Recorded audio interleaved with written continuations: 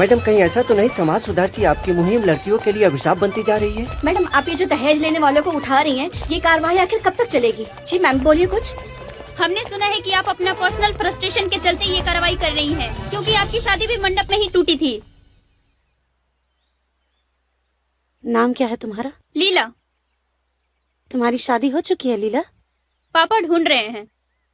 अच्छा, तो क्या तुमने अभी हाल फिलहाल में अपने पिताजी को ध्यान से देखा है? उनके जूतों को देखा है? उनके बॉडी लैंग्वेज को देखा है? नहीं। अगर देखी होती तो उस चेहरे के पीछे का रोता हुआ चेहरा, उनके जूतों की घिसी हुई एड़ियां और उनके झुके हुए कंधों को देखकर तुम्हें यह पता चल जाता कि इस देश में एक बेटी के बाप का दर्द क्या होता है। ऐसी कोई शादी नहीं है जिसमें बेटी के बाप का कुछ बिका ना हो। ऐसी कोई शादी नहीं है जिसमें किसी बेटी की माँ का कुछ गिरवी ना रखा गया हो। मैडम, लेकिन लेन देन विवाह का एक अंग है। ये एक ऐसा सड़ा हुआ अंग है जिसमें बीमारी लग चुकी है और इसे काट के शरीर से दूर फेंक देना ही भलाई है।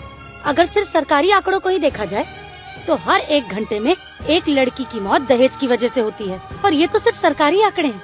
तो फिर आपके हिसाब से शादी के सिस्टम को खत्म कर देना चाहिए।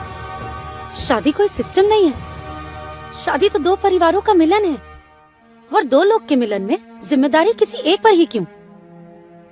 अरे शादी तो बेटी की होती है, लेकिन लोगों को सिर्फ इतना ही ख्याल रहता है कि लड़की लेकर क्या आई है, 2 चक्का या 4 चक्का। अरे उसने पढ़ लिख के मेहनत करके कौन सी डिग्री हासिल की है, इससे किसी को कोई फर्क नहीं पड़ता। दूल्हा भले रावण हो, लेकिन दुल्हन हमेशा सीता होनी चाहिए। परिवार वाले भले कौरव क्यों ना हो, लेकिन बहू द्रौपदी होनी चाहिए। पर एक बात याद रख लीजिए आप लोग, इस कलयुग के दहेज रूपी दानव के चीरहरण से हमें बचाने के लिए कोई भगवान कृष्ण नहीं आने वाले हैं। हम सबको ही एक दूसरे के लिए कृष्ण बनना पड़ेगा। एक दूसरे की मदद हम सबको ही करनी पड़ेगी। हम सबको ही कोशिश करके एक दूसरे के लिए अच्छा ससुराल और अच्छा दूल्हा ढूंढना होगा। वो कैसे? मान लो कि तुम्हारी शादी एक गांव में तय हुई।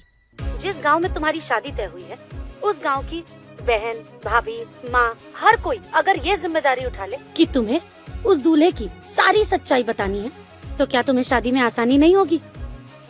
अरे बेटी के माँ बाप तो लड़के की मौजूदा स्थिति देखकर शादी तय कर देते हैं, लेकिन गांव की बहन बेटियों को उस लड़के की और उसके परिवार की पूरे अतीत की सच्चाई पता होती है। बस यही सच्चाई अगर वो दुल्हन और उसके परिवार को पहुंचा दे, तो कोई माँ बाप अपनी बेटी को आग में नहीं झोंकना चाहेंगे।